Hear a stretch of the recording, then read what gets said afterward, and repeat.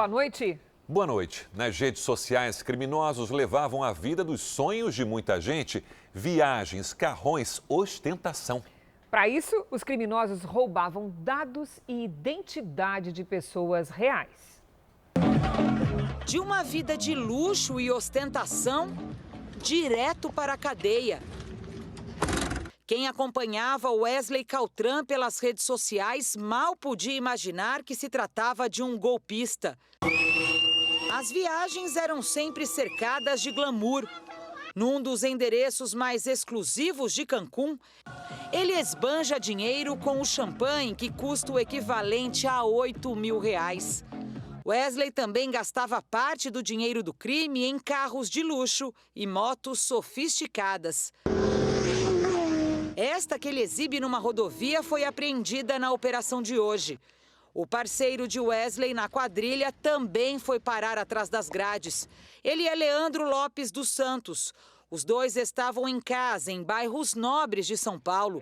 Com a dupla havia dinheiro vivo, uma arma e documentos falsificados, o principal elemento do golpe. Segundo a polícia, a quadrilha agia de duas formas. Pela internet, roubava os dados bancários da vítima e transferia todo o saldo da conta e de aplicações. Os suspeitos também falsificavam documentos de correntistas. Eles colocavam a foto de um integrante da quadrilha que depois ia pessoalmente até o banco. No balcão do caixa, ele transferia o dinheiro para outro lugar, como, por exemplo, uma casa de câmbio, para compra de dólares, ou para fazer outra transferência, ou mesmo para sacar os valores em espécie. A polícia apreendeu também 9 identidades com uma mesma foto e nomes diferentes. De acordo com a investigação, a quadrilha estava prestes a aplicar novos golpes com esses documentos. O homem que aparece aqui está sendo procurado e, segundo o delegado, faz parte da quadrilha. Uma mulher que serviu de laranja alugando a conta bancária para receber o dinheiro roubado também foi presa. Nesse período de 60 dias, nós levantamos um valor aproximado aí de R$2 milhões que eles movimentaram entre as fraudes. Veja agora outros destaques do dia. Auxílio emergencial prorrogado será de R$300. Ministro Guedes diz que desoneração vai criar milhões de empregos. Procurador Deltan Dallagnol deixa a Lava Jato. Taxa de transmissão da Covid no Brasil cai para menor índice desde abril. Na série especial, a estudante e o gari que correram risco de vida e agora respiram aliviados.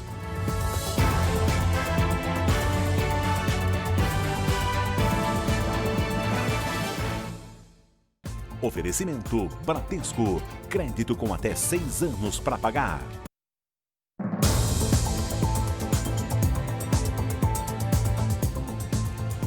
Foram presos em São Paulo os donos de uma empresa suspeita de vender produtos médicos sem a aprovação dos órgãos de saúde. Na internet, eles anunciavam testes de Covid que, segundo as investigações, podem ter abastecido postos de saúde e hospitais do estado.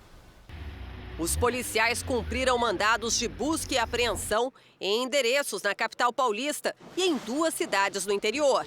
As investigações apontaram um esquema de importação e venda ilegal de produtos médicos. Na internet, exames de Covid eram oferecidos por R$35, valor bem abaixo do mercado, o que chamou a atenção. A polícia acredita que os testes são de péssima qualidade ou falsos. Os riscos são os mais variados, notadamente porque esses testes, esses insumos não passam pela chancela da Anvisa, não passam pelo crivo dos órgãos fiscalizadores, de sorte que é sim perigoso utilizar-se desse material. O grupo, segundo a polícia, já era investigado por lavagem de dinheiro e estelionato. 1 ano de investigação trouxe a polícia a este endereço, onde funcionava uma distribuidora de produtos que vinham da China, sem nota fiscal e sem registro da Agência Nacional de Vigilância Sanitária. Entre eles, termômetros digitais e máscaras com filtro, parecidas com aquelas usadas pelos profissionais da área da saúde. 2 homens foram presos. Seria um chinês que está sendo investigado por estelionato e que também seria responsável por importar produtos da China. Dentre esses produtos, alguns produtos piratas e testes de Covid que seriam entregues em unidades de saúde em São Paulo. A polícia ainda investiga se unidades de saúde e hospitais compraram os produtos irregulares. Foram apreendidos R$158 mil, mais de R$50 mil em dólares e carros de luxo. Os testes de Covid-19 vendidos pela empresa não foram encontrados. Eles diziam que eram a própria justiça e foram presos hoje em Juatuba, na região metropolitana de Belo Horizonte, por fraude. Os suspeitos instalaram um fórum arbitral na cidade com um diretor que se apresentava como juiz de direito. Tinha nome de fórum, cara de tribunal e até carro próprio com brasão da República.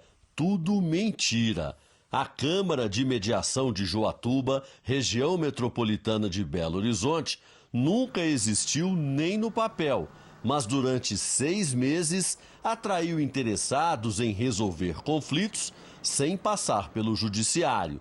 4 pessoas foram presas, entre elas o falso juiz arbitral. Eles estão sendo investigados pelos crimes de estelionato, falsidade ideológica, usurpação de função pública. A polícia agora quer saber quantas mediações foram feitas no tribunal e quem participou. Todos os procedimentos vão ser revistos e provavelmente anulados, porque foram feitos por quem não tinha poderes para fazer acordo algum. 6 supostas vítimas já prestaram depoimentos. Mãe e filha alegam que perderam R$51 mil. Teriam comprado 3 lotes que já tinham dono e que teriam sido negociados pelo falso juiz. O próprio vizinho falou que conhecia os donos daquele lote, não era ele. A polícia de Goiás apreendeu mais de 100 diplomas falsos dentro de um carro que vinha do Maranhão. Documentos de graduação e pós-graduação, além de históricos escolares. Cada diploma, segundo o motorista preso, seria vendido por até R$ 1.500. Na internet, é fácil achar golpistas oferecendo diplomas falsos. Os valores variam, depende do curso escolhido. Neste, o criminoso oferece de supletivo a certificado de conclusão em medicina. O prazo para entrega normalmente é de 15 dias e a garantia é de diploma verdadeiro com registro no MEC e publicado no Diário Oficial da União. A vítima entra em contato através do link ou de WhatsApp ou por outro meio, faz o pagamento, mas não recebe. Mas tem casos em que o diploma falso chega a ser impresso. Policiais militares apreenderam em Águas Lindas de Goiás mais de 100 diplomas de cursos de graduação e pós-graduação, além de históricos escolares falsificados.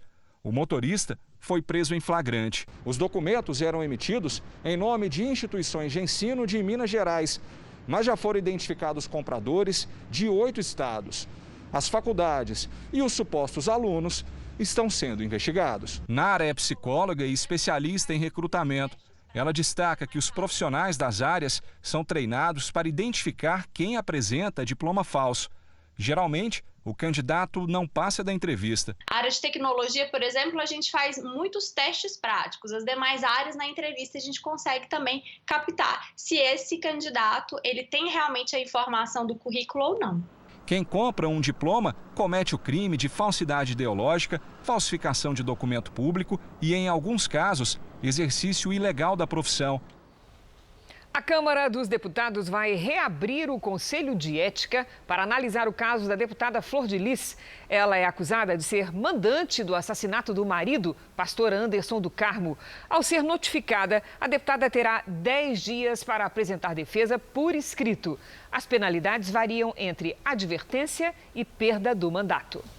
Vamos agora aos números de hoje da pandemia de coronavírus no Brasil. Segundo o Ministério da Saúde, o país tem 3.950.931 casos de Covid-19. São 122.596 mortos. Foram 1.215 registros de mortes nas últimas 24 horas. Também entre ontem e hoje, 61.362 pacientes se recuperaram. No total, são 3.159.096 pacientes curados e 669.239 que seguem em acompanhamento. a taxa de transmissão do coronavírus vem caindo de 1,01 para 1 e agora 0,94. É o menor índice desde abril e significa que cada 100 contaminados com a Covid-19 transmitem a doença para outras 94 pessoas. Os dados são do relatório semanal do Imperial College London e reforçam a tendência de estabilização da pandemia. Países da Europa estão retomando as aulas e o dever de casa é bem claro em todas as escolas: respeitar as regras de segurança. Seria um dia normal de começo de ano letivo se não fosse por um detalhe. As máscaras se tornaram material escolar obrigatório para alunos com mais de 11 anos na França. As boas-vindas foram com álcool em gel e marcações no pátio. Esse estudante diz estar feliz em rever os amigos. Aqui em Portugal, as aulas voltam a partir da segunda quinzena de setembro. Para a maioria dos alunos, o retorno acontece 6 meses depois do fechamento das escolas por causa da pandemia. O governo português recomendou fracionar o horário integral para reduzir o número de crianças dentro da escola durante o mesmo turno. Na Espanha e na Itália, o regresso será por fases. Neste jardim de infância, na Lombardia, uma das regiões mais afetadas pela doença, o número de pais que levaram as crianças ainda é reduzido. Mas quem foi, aproveitou para matar a saudade dos brinquedos. Dia de recomeço também para os estudantes na China, incluindo as quase 1,5 milhão de crianças de Wuhan, epicentro da pandemia. Uma capital brasileira já tem experiência de 20 dias do retorno às aulas na rede pública e de mais de um mês na particular. É Manaus, no Amazonas. E os casos de Covid-19 no estado não aumentaram depois disso, segundo autoridades de saúde. A repórter Natália Teodoro tem os detalhes para a gente ao vivo. Natália, boa noite. Boa noite, Sérgio. A rede particular retomou as aulas presenciais no dia 6 de julho. Na rede pública estadual, esse retorno foi no dia 10 de agosto. Segundo a Fundação de Vigilância em Saúde do Amazonas, essa retomada das aulas presenciais não impactou nos números da pandemia, que até apresentam desaceleração. Em Belém, também aqui na região norte, os alunos voltaram para a sala de aula hoje. O Pará é o segundo estado do país a retomar as atividades escolares na modalidade presencial, atrás apenas aqui do Amazonas. Cristina, Sérgio. Obrigada, Natália. Uma pesquisa aponta que o brasileiro está consumindo mais açúcar e, às vezes, sem saber, não ter o hábito de ler o rótulo contribui para a má alimentação. Depois de um câncer, Fernanda mudou os hábitos e investiu na alimentação. Com a ajuda de um nutricionista, ela aprendeu como diminuir o consumo de açúcar e passou a substituir alguns alimentos. No lugar do iogurte de frutas, a própria fruta. Em vez do macarrão, abóbora. Trocou o requeijão pelo queijo Minas e ficou mais atenta aos rótulos. Tem açúcares que estão escondidos. Desde a sacarose. O brasileiro não tem o hábito de olhar o rótulo. Ele simplesmente vai lá e olha o light, o zero, o diet e pega. Não adianta. Então, às vezes, quando tem um nome propriamente dito açúcar, está lá, muito claro. Mas sacarose, xarope e o que termina meio que em ose já é uma dica para fugir dessa açúcar escondida. Uma pesquisa revelou que apenas 2 em cada 10 brasileiros tem o hábito de ler as tabelas nutricionais nas embalagens dos produtos e que a presença de açúcar nos alimentos nem sempre é detectada pelo consumidor. A Organização Mundial da Saúde recomenda a ingestão de no máximo 25 gramas de açúcar por dia. Uma fatia de pão de forma tem em média 3 gramas de açúcar. Um copo de iogurte de morango tem 15 gramas e uma única latinha de refrigerante 37 gramas, bem acima do recomendado. A pesquisa também mostrou uma mudança no hábito alimentar do brasileiro durante a pandemia. Pães, doces, biscoitos e macarrão, por exemplo, estão entre os alimentos mais consumidos nesse período, todos ricos em açúcar. O excesso de açúcar a médio e longo prazo pode estar associado com um risco maior de sobrepeso, de obesidade, de diabetes e de outras doenças crônicas. Muitas vezes você lentifica a absorção desses carboidratos e, consequentemente a isso, o impacto na elevação da glicose no sangue ele é menor. Ter consciência na hora de comer faz a diferença. E a Fernanda aprendeu na prática. É só uma escadinha que você tem que subir, né? Então a alimentação é importante. E a escolha também é importante, sim. E no R7.com você conhece 5 alimentos que escondem o açúcar e como substituí-los? Acesse lá. Nos Estados Unidos, o consumo de fast food, comida rápida, normalmente pouco nutritiva e gordurosa, deu um salto durante a pandemia, principalmente entre as crianças. Hoje, mais de 1/3 dos jovens americanos come fast food todos os dias. São os números mais altos registrados nos últimos tempos. Uma das maiores redes americanas de pizza viu as vendas aumentarem 16% no segundo trimestre. E o consumo de cachorro-quente no país subiu mais de 120% em relação ao ano anterior. A explicação, segundo os analistas, é que as famílias têm menos tempo e dinheiro para investir no preparo de refeições mais nutritivas. Além disso, durante essa pandemia, os preços dos alimentos aqui nos Estados Unidos subiram cerca de 4% de abril a julho, o que também pode ter contribuído para um aumento no consumo de fast food, que normalmente é bem barato. Para o pediatra Luiz Cervoni, esse tipo de alimentação não conta com os nutrientes adequados. Além disso, a criança pode se acostumar a comer de forma errada. Você pode ter deficiência de cálcio, deficiência de magnésio, deficiência de vitamina D. Então, isso, além de você prejudicar uma dieta adequada e ensinar a criança que qual é o correto de comer, ele vai ficar com vícios e comer o fast food e comer a comida pronta e, o pior de tudo, a ultraprocessada, que é muito pior para o crescimento. O médico acrescenta que a pandemia também trouxe outro problema: a falta de exercício físico durante a quarentena. A alimentação inadequada, a falta de exercício e, evidentemente, o estresse psicológico, tudo isso aliado vai trazer no futuro o aumento de peso, a irritabilidade das crianças que os pais têm relatado.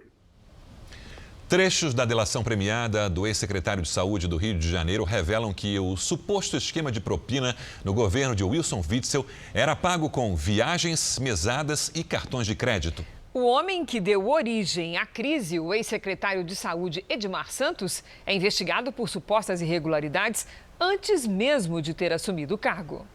Do dia para a noite, o Hospital Universitário Pedro Ernesto viu mais de 1.000 colaboradores terceirizados serem dispensados. Na época, quem trabalhava no local desconfiou de irregularidades e emitiu uma nota de repúdio contra o então diretor da unidade, Edmar Santos. A sindicância foi aberta agora, 2 anos depois das denúncias. Os trabalhadores questionaram, duvidaram, e não foi por falta de aviso. Edmar Santos confessou que passou a receber propina antes mesmo de assumir a Secretaria de Saúde. Os crimes teriam começado no Hospital Universitário, em que ele foi diretor entre 2016 e 2019. Aqui, Edmar pôde contratar empresas que seriam ligadas ao grupo criminoso. Depois, na Secretaria de Saúde, a propina teria aumentado. Mas, segundo a delação premiada, o acordo de corrupção no hospital foi mantido. Só esse esquema pode ter chegado a 7 milhões de reais. Edmar disse na delação que recebeu de um operador financeiro um cartão de crédito, 20 mil reais para gastos pessoais. A propina também teria sido paga em viagens internacionais e com libras, a moeda britânica que vale mais que o dólar. O grupo ganharia ainda uma mesada. Edmar afirmou que foi o empresário José de Mello quem fez uma das propostas, 300 mil reais por mês. Por causa das investigações, só teria dado tempo de receber 2 parcelas. E por um motivo, o grupo supostamente sabia das operações com antecedência. Nessa troca de mensagens, operadores do empresário Mário Peixoto alertaram: bloco na rua, preto e dourado. O Ministério Público Federal não tem dúvida que foi uma referência à Polícia Federal. Aviso em vão, 12 horas depois o empresário foi preso. O governador afastado Wilson Witzel informou que nunca compactuou com qualquer tipo de corrupção e provará a própria inocência. A defesa do empresário Mário Peixoto informou que a delação de Edmar Santos foi feita sem provas e que ele não tem relação com empresas e organizações sociais. A defesa do empresário José de Mello não foi localizada. O presidente Donald Trump visitou hoje a cidade de Kenosha, palco de protestos violentos há mais de uma semana. Vamos ao vivo aos Estados Unidos com a correspondente Evelyn Bastos. Boa noite, Evelyn. Oi, Cris. Muito boa noite para você, para o Sérgio, para todo mundo que nos assiste. Olha, logo que chegou na cidade, o presidente Donald Trump anunciou uma ajuda no valor de mais de 250 milhões de reais. Um valor aí que vai ser destinado para a segurança pública, para a polícia e também para empresários da cidade. O presidente circulou pela região e disse que o que a cidade vê não é uma onda de protestos, mas sim terrorismo doméstico. As manifestações em Kenosha, muitas delas violentas, começaram depois que um homem negro, Jacob Blake, foi baleado durante uma ação policial. Eu volto com vocês, Cris, Sérgio. Obrigada, Evelyn. Ainda nesta edição, o ministro Paulo Guedes diz que desoneração vai criar milhões de empregos. E na série especial, a estudante que bateu com a moto e foi lançada dentro de um bueiro conta o que sentiu na hora do acidente.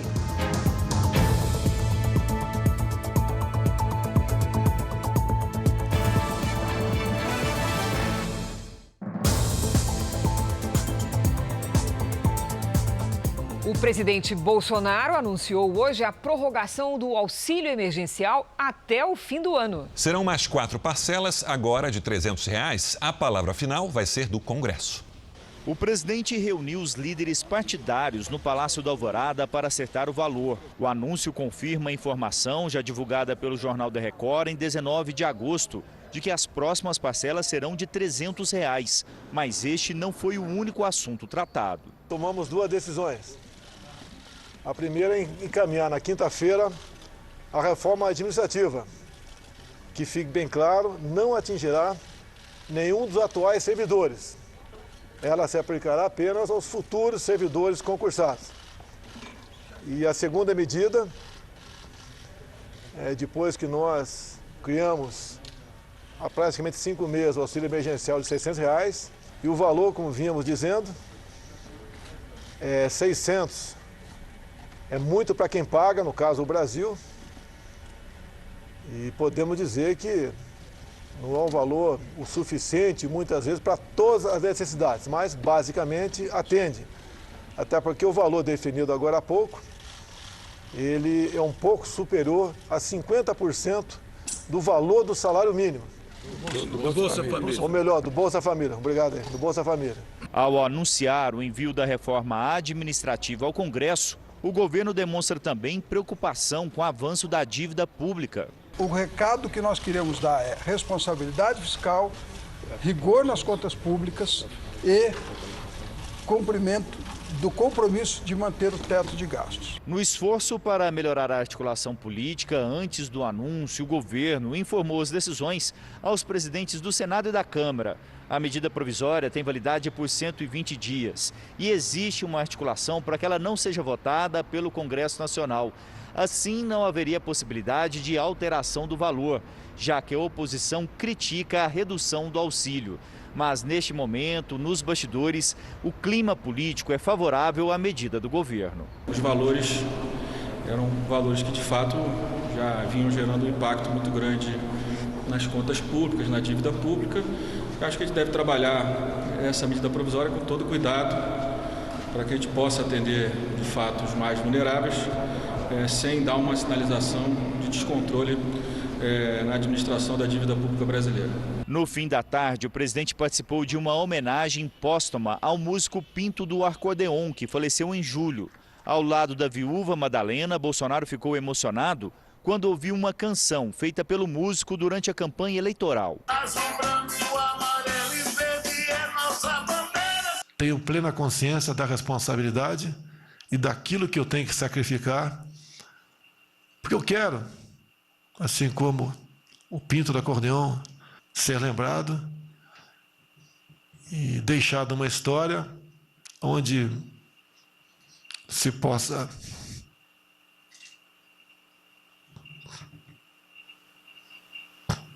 dizer, valeu a pena. Jair Bolsonaro teve um cálculo renal diagnosticado. Ainda não há previsão de realização de cirurgia. A Câmara dos Deputados está reunida para votar o projeto de lei que regulamenta o setor de gás natural. Vamos ao vivo a Brasília com o repórter Clébio Cavagnoli. Clébio, boa noite.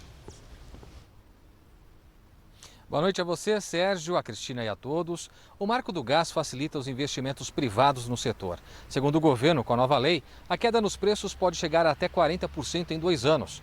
Na prática, as mudanças serão na forma de exploração de gasodutos, autorização no lugar de concessão. Quem defende o projeto diz que isso reduz a burocracia, gera emprego e renda e ainda aumenta a competição. Por isso, a expectativa de redução do preço final para o consumidor. Os deputados devem votar somente o texto base hoje. De Brasília, Clébio Cavagnoli. Obrigado, Clébio. O procurador Deltan Dallagnol deixou o comando da Operação Lava Jato em Curitiba. Foram 6 anos no cargo. Vamos ao vivo até a capital paranaense conversar com o repórter Mark Souza. Mark, boa noite. Qual foi o motivo da saída?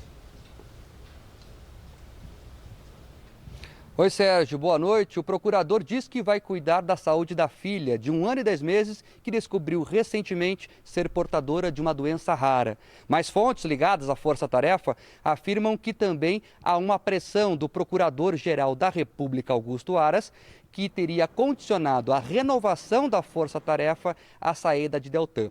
O prazo das investigações aqui em Curitiba acaba na semana que vem e cabe a Aras decidir se renova ou não.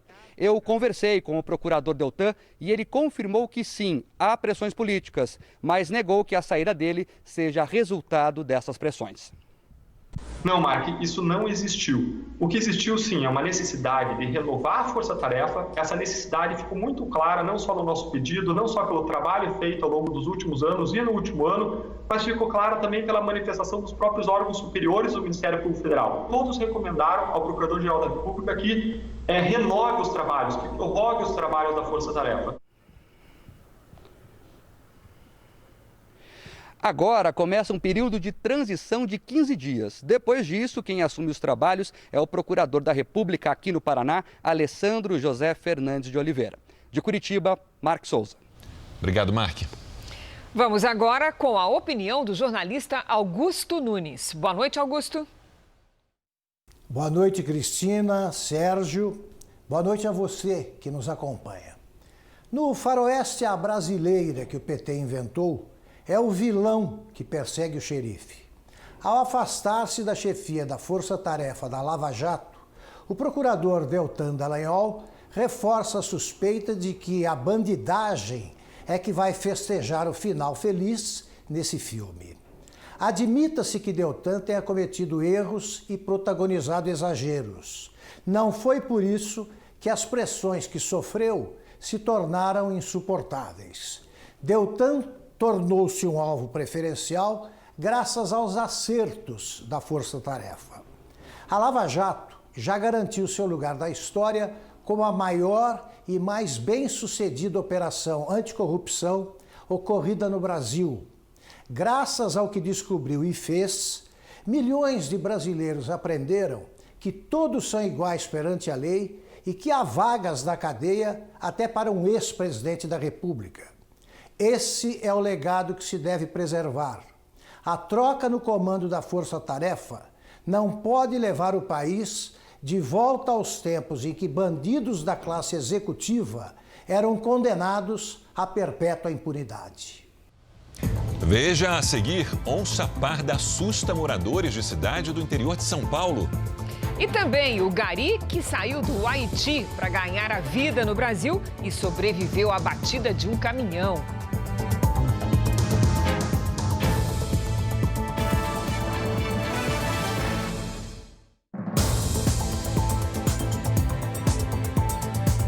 Nove pessoas foram presas numa operação de combate ao desmatamento no Pará. Os policiais chegaram de helicóptero e em vários carros. A serraria foi cercada. Do alto é possível ver o tamanho da área devastada na Amazônia. A floresta foi queimada para a retirada das árvores. 424 metros cúbicos de madeira cortada, o que caberia, segundo os policiais, em 9 carretas. Acampamentos improvisados foram destruídos. Tratores, caminhões e até uma balsa também foram apreendidos na operação. Uma área de quase 40 mil hectares foi embargada pelo Estado por desmatamento ilegal. A Secretaria de Meio Ambiente usou imagens de satélite para encontrar focos de calor e clareiras na mata. Foi assim que conseguiram identificar os pontos de desmatamento. A maioria estava em áreas fechadas, de difícil acesso. Segundo o Instituto Amazon, a derrubada de áreas verdes aumentou quase 30% no último ano. O estudo analisou o desmatamento entre os meses de agosto de 2019 e julho de 2020. Neste período, a Amazônia perdeu mais de 6.500 quilômetros quadrados de mata, 4 vezes maior do que a cidade de São Paulo. Esse tipo de desmatamento que a gente observa, que é o que a gente chama de mate raso, não é feito por madeireiros, é feito por gente que usa de outra forma a terra, como a pecuária e a agricultura. Com menos de 20% de umidade do ar, Goiânia, Brasília e Teresina são as capitais mais secas nesta terça-feira. Lidiane, quando é que essa condição vai melhorar?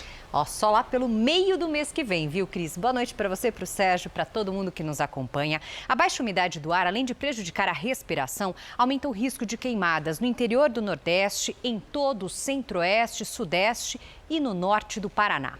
Já no Rio Grande do Sul, se forma amanhã um novo ciclone extratropical, que nada mais é que uma frente fria bem intensa. E deixa em alerta os estados gaúcho e catarinense. Pode haver temporais, ventania acima de 80 km por hora, alagamentos, queda de granizo e mar agitado, com ondas de até 3 metros. Do Paraná até o Ceará e do Piauí até Rondônia, sol e calor. Do Acre até o Amapá e na costa do Nordeste, pancadas.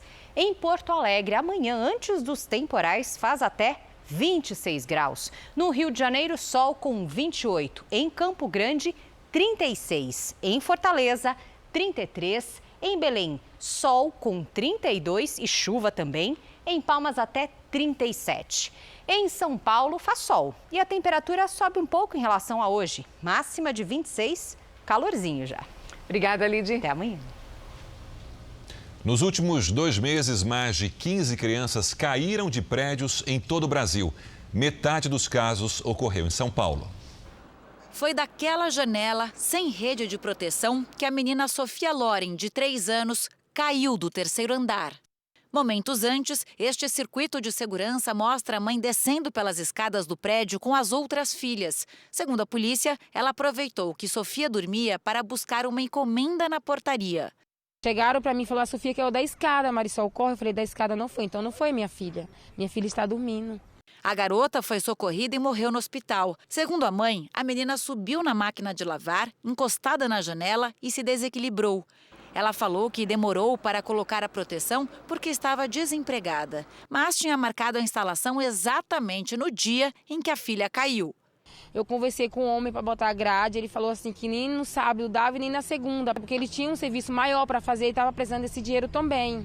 Casos como o da Sofia preocupam, principalmente em tempos de pandemia, porque as crianças passam mais tempo em casa. Um levantamento feito pela produção do Jornal da Record apontou que nos últimos 2 meses foram registrados pelo menos 15 casos desse tipo em todo o país. Metade deles aqui no estado de São Paulo. Viviane tem 2 filhos de 5 e 7 anos e diz que sempre teve rede na janela. E a primeira coisa que eu quis colocar antes de mudar mesmo foi a rede. Eu falei: a gente não muda sem a rede. No fim de semana, em Belém, vizinhos registraram um momento em que este garotinho brinca sentado do lado de fora da janela. Também não tinha proteção. Os pais vão ser advertidos pelo Conselho Tutelar. Segundo o Ministério da Saúde, o Brasil registra, por ano, mais de 30 mortes de crianças por queda de prédios. Mas a nossa recomendação é que, nesse período, os cuidados sejam redobrados. Evitar de colocar móveis próximos à janela para dificultar, né? Porque a criança, pelas características de desenvolvimento dela, elas acabam escalando, né? Para ter acesso à janela. É exatamente isso que a Thaís fez. Ela é mãe do Joaquim de apenas 3 meses. Mesmo assim, já tomou alguns cuidados. Nós colocamos o sofá para uma parede contrária, coloquei a mesa embaixo da janela, fiz uma troca aqui na minha sala justamente por pensar nisso. Eu prefiro prevenir do que remediar. As provas do Enem deste ano foram mantidas e os alunos se preparam como podem para essa etapa tão importante. Para ajudar os estudantes, o R7 lançou hoje um canal com conteúdo exclusivo e vídeos com aulas gratuitas. O nosso QR Code já está aqui na tela, então aponte a câmera do celular e confira a primeira aula sobre gírias e linguagens. Logo nessa fase tão decisiva da vida, tudo está diferente. No lugar da sala de aula, o quarto. Sai de cena o quadro negro, a lousa e entra o computador. Tem muito mais distração, tanto no computador quanto em casa. É a irmã que chama, é o cachorro que late. Tem coisas positivas e negativas e aí tá dando para balancear um pouco, mas acredito que presencial era um pouquinho melhor.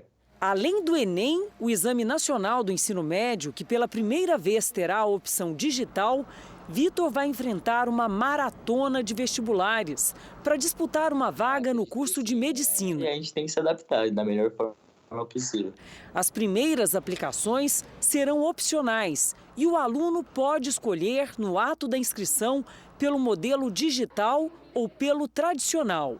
Laura, que vai prestar para letras, preferiu o jeito já conhecido, as provas impressas. Eu tenho muita ansiedade com isso. Então eu fico pensando, se o computador quebra ou a plataforma buga, alguma coisa acontece. Então eu fico muito com medo. E eu também sou uma pessoa que gosta muito de grifar. O que não muda é que, por hora, todos precisam estudar assim, à distância, com um olho nos livros e o outro na tela do computador. Longe das escolas e dos cursinhos, muitos jovens que disputam uma vaga na universidade, como a Laura, estão recorrendo a plataformas digitais em busca de conteúdos de qualidade, atuais e principalmente confiáveis. Pensando nisso, o portal R7 desenvolveu uma plataforma inovadora e dinâmica que estreia hoje, dia 1º de setembro, o R7 Ensina. Serão 4 meses de conteúdos exclusivos, atualizados e gratuitos para estudantes que vão enfrentar as provas do Enem.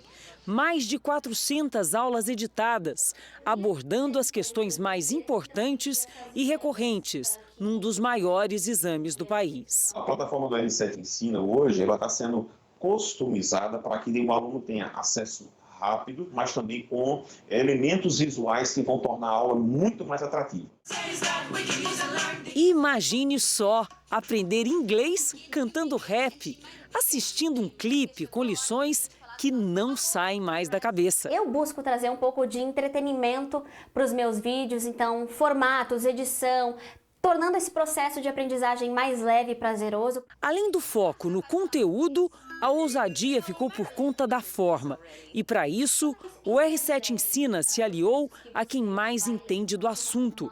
Professores que já são um sucesso na internet, os chamados educatubers, educadores capacitados e com muita facilidade em passar o que sabem, em se comunicar.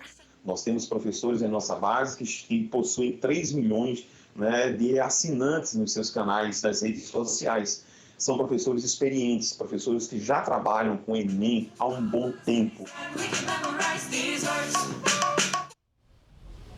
O ministro Paulo Guedes disse que a desoneração da folha de pagamento vai permitir criar milhões de empregos. Para o ministro, a recuperação da economia já começou e a queda de quase 10% do PIB no segundo trimestre era esperada. A pandemia e o isolamento social levaram à redução do consumo, da produção e de serviços. O resultado foi uma queda de 9,7% do PIB no segundo trimestre, em comparação com os 3 primeiros meses do ano. O resultado baixo do PIB já era esperado, também por conta do incentivo de governadores e prefeitos ao isolamento social. Mas o ministro da Economia, que participou de audiência no Congresso Nacional, disse que esse resultado já não reflete o atual momento do país. De abril a junho, o setor agropecuário teve desempenho positivo de 0,4%. Já o industrial, queda de 12,3% e o de serviços, redução de 9,7%.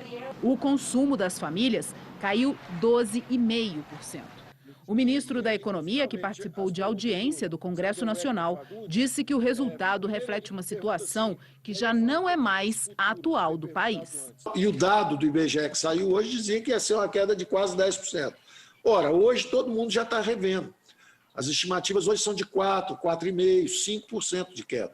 A metade do que se previa. Eu acho que daqui até o fim do ano pode ser que caia mais ainda esse ritmo de colapso aparente que o Brasil sofreu. Mas a verdade é que está voltando, e está voltando com 2 dígitos. O governo avalia que o resultado não foi pior por causa do auxílio emergencial e que a situação deve melhorar se também for mantida a desoneração na folha de pagamento. Se você fizer a carteira verde e amarela, permitir que eles sejam reconhecidos, que trabalhem sem os encargos, e nós começarmos a avançar nessa direção, vão surgir milhões de empresas, que milhões de novos empregos podem ser criados se houver essa desoneração. O Congresso discute a derrubada de um veto do presidente Bolsonaro sobre o assunto. Se prorrogada, a desoneração vai facilitar a manutenção dos empregos em 17 setores. A cidade de Cerqueira César, no interior de São Paulo, recebeu a visita de uma onça parda que correu assustada pelas ruas. O felino foi visto num terreno do município de 20 mil habitantes. Alguns moradores correram atrás do animal. Essa mulher se assustou ao dar de cara com o bicho. Vizinhos chamaram os bombeiros, que na hora da captura tiveram muito trabalho. Eles precisaram chamar o serviço especializado em animais selvagens da Unesp de Botucatu. A onça foi então sedada, capturada e, por fim, devolvida à natureza. No Paraná, outra onça parda foi solta nesta terça-feira. Ela apareceu debaixo de uma casa de madeira em Quedas do Iguaçu, no sudoeste do Paraná. O cantor Parrerito, do trio Parada Dura, está internado em estado grave em Belo Horizonte com a Covid-19. O cantor tem 67 anos. Segundo a assessoria, ele respira com a ajuda de aparelhos desde que sofreu um mal súbito. Está com 50% dos pulmões comprometidos. Parrerito é um dos líderes do trio Parada Dura, um dos conjuntos mais tradicionais da música sertaneja. Aqui não tem portão nem grade, se tiver lugar melhor não tenho interesse. Quando a pessoa sobrevive a uma situação de perigo, a vida muda. A sensação é de nascer de novo e dar valor ao que realmente importa. Na reportagem especial, um gari e uma estudante universitária passaram por essa experiência. 2 momentos difíceis de acreditar, registrados por câmeras de segurança.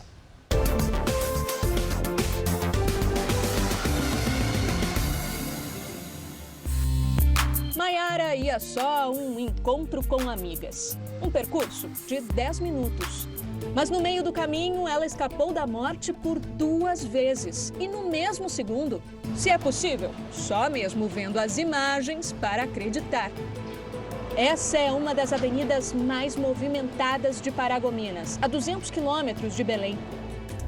O carro vermelho se prepara para virar à esquerda. Maiara vem de moto pela pista contrária. O motorista avança e bate. A moça voa alguns metros e cai bem em cima de um bueiro e é engolida pelo buraco. Leandro é dono da livraria que fica na esquina do acidente. As câmeras de segurança da loja gravaram tudo. Eu achei que tinha sido um acidente comum, um acidente de trânsito. Quando o pessoal pediu para mim puxar a filmagem, que eu vi que ela caiu no bueiro, eu fiquei espantado. Eu fiquei assim, não é possível alguém ter caído aqui dentro. Maiara conta que viu o carro e até parou na dúvida de quem passaria primeiro. Quando abriu os olhos, já estava dentro de um buraco escuro. Foi tudo muito rápido, que parecia, ao mesmo tempo que estava acontecendo, eu mesmo me perguntava, será que é comigo mesmo? Será que é de verdade? As imagens mostram que logo em seguida as pessoas se unem para ajudar. Enquanto o grupo levanta a tampa de concreto do bueiro, o motorista do carro vermelho sai sem que ninguém perceba. Maiara é retirada e, num primeiro momento, até parece bem para quem viu tudo. A gente ficou bem impressionado, né? Depois de ver as imagens, principalmente, né? No momento não apareceu nenhuma lesão grave, né? Aparentemente estava tudo bem. A universitária foi levada para o hospital. Além dos arranhões, teve fratura na coluna e precisou colocar 2 pinos de sustentação. Depois de 10 dias internada, inclusive na UTI, ela agora se recupera em casa. Passa muita coisa em segundos, na verdade, na cabeça. Mas lá naquele momento, eu chorava, não era nem tanto de dor, era mais uma questão emocional. Que eu lembrava da possibilidade de não voltar a andar. O meu irmão logo em seguida chegou e quando eu vi meu irmão aí que eu chorei. O dono do carro chegou a ligar para o irmão de Maiara. Disse que ficou com medo de apanhar dos curiosos, mas depois desapareceu sem prestar algum tipo de ajuda. Agora, quem não desgruda da estudante é a Risley, que dá todo o apoio na recuperação da amiga. Esse foi o desespero maior, dela desaparecendo no bueiro e da forma como ela caiu de cabeça, foi o que mais me deixou assustada. O vídeo do acidente viralizou nas redes sociais, mas Maiara não quis ver. Espera se fortalecer para poder encarar o perigo que venceu. Foi dia 5 de 2020, para sempre vai ser marcado.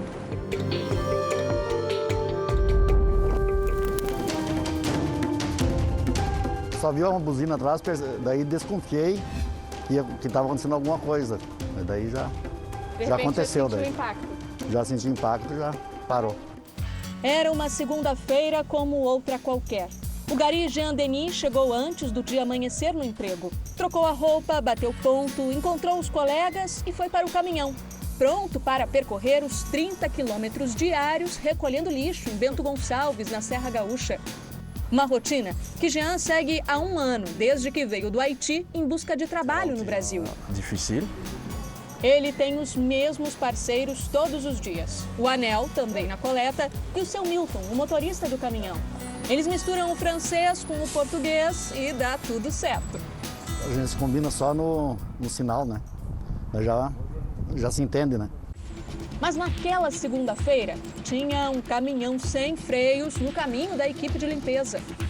Quando Jean desceu da plataforma dos garis para recolher o lixo, nessa rua tranquila, em um bairro residencial de Bento Gonçalves, não imaginava que essa curva fosse mudar sua vida para sempre. A descida é bastante íngreme, por isso o caminhão sem freios foi ganhando velocidade no percurso. Com o impacto, o caminhão do lixo com Jean na traseira foi empurrado cerca de 50 metros para frente. Só parou depois que bateu no muro daquela casa. As imagens mostram o exato momento do acidente. A carreta, desgovernada, atinge em cheio o caminhão de lixo. Jean está ali, em pé na plataforma. Depois que eu vi a filmagem da câmera, que daí eu me preocupei bastante. Daí eu tive noção do que tinha acontecido. Jean lembra de cada segundo. Tudo é normal, descendo do caminhão. Ele conta que atravessou a rua para pegar o lixo e viu outro veículo descendo. Levantou a mão pensando que ele frearia e subiu de novo no caminhão, bem na lateral da plataforma, quando foi surpreendido pelo barulho da batida. O motorista do caminhão, que perdeu o breque, entrou em choque. Ele estava dentro do caminhão, quieto lá, né? Eu achei que tinha acontecido alguma coisa grave com ele. Mas daí eu pedi para ele como é que ele estava, disse que estava bem. Pergunto como é ficar assim, tão de frente com a morte e sobreviver. Ele explica que passa uma espécie de filme na cabeça, sem acreditar se aquilo é real, se está mesmo ali. Então, quando o susto passou, só conseguia agradecer. Jean tem mulher e 2 filhos no Haiti. Uma menina de 12 e um garotinho de 5. Pergunto como eles reagiram quando souberam do acidente. Tá chorando mesmo? Ficaram muito preocupados, não? Sim,